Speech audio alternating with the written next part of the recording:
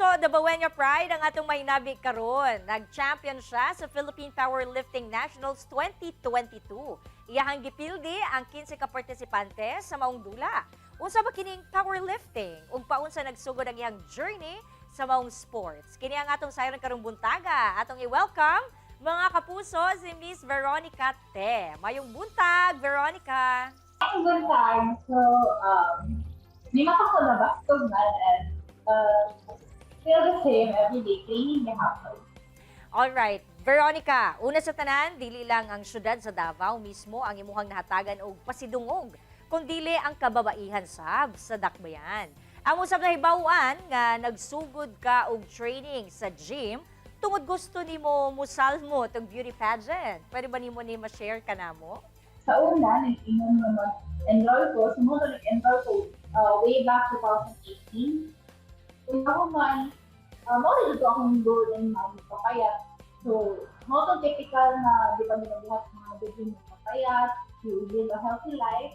But then, I was introduced to CrossFit and weightlifting. Sumunod dito ang pagtulog sa ako ang pag-alsa-alsa. Hangtod, napingala na lang ko isa ka adlaw na gusto di ay ko mag-alsa-alsa. And ako, nakitaan ko potential sa ako ang coach na ako strength to lift weights. Maotol na kapag decide ko na transition from training sa pageant or modeling to weightlifting or CrossFit. Unya, after just last January, moto ang pagsugod sa ako ang powerlifting na journey. So, maala siya ang ako ang pag-training na po. So, lahit kayo siya nga discipline from weightlifting and makita din yung comparison, which is gusto siya explain pag dili kayo familiar ang mga tao labi na sa ato ang nasikat ka na sport in weightlifting since ang pagdaog ni Veronica. Veronica, unsa ba ang kalahian ining powerlifting sa weightlifting? Ang difference sa weightlifting, which is ang ginabuhat ni Belin, is mag-compete sila for duha ka movements, which is the snatch and the clean and jerk. So, duha na siya ka movements.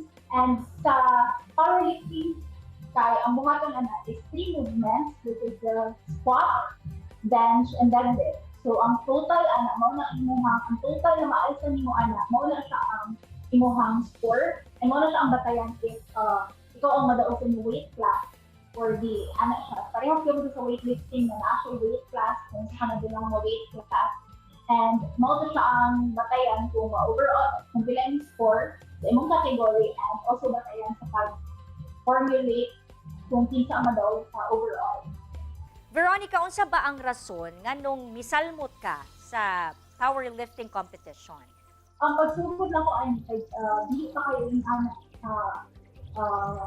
sa popular weightlifting or powerlifting or also weights, lalo na sa mga babae. So usually, male-dominated ang gym, usually kusgan ang mga lalaki, and common siya na lalaki ang nag-dominate sa mas ibang sports.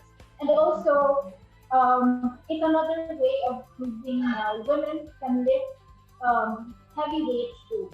And dili siya kanang something that would parang discourage good. Usually, pag ang inyong isipon, pag nag-aalis ka kay magdako imong lawas, o kung batang makikita awol. But then, it's also a result of discipline. And dili ka makita sa ubang tao na dili sila kabalikan kung saan disiplina ang harder in sa sport. So, ma-apply na sa mga sport na women. And also, dili sa Mindanao, gamay ko lang din kayo ang mga babae na nag-lean towards lifting. Most of the people here nag-workout for lifestyle, treadmill, walking, running, and ganyan doon ako ang mga babae na mag-lift.